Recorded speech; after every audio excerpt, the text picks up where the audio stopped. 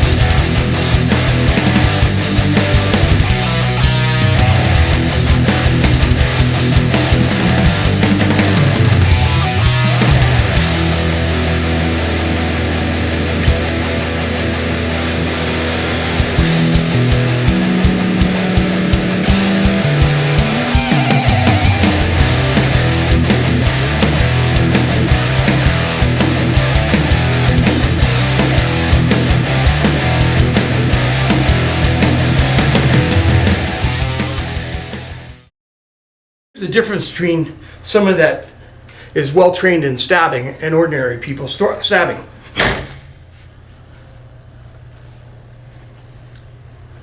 Now, I didn't go particularly hard. I'll show you a little harder now. This is our FGX Balisong. That's a little harder. You imagine getting that in the side of your neck? It's curtains.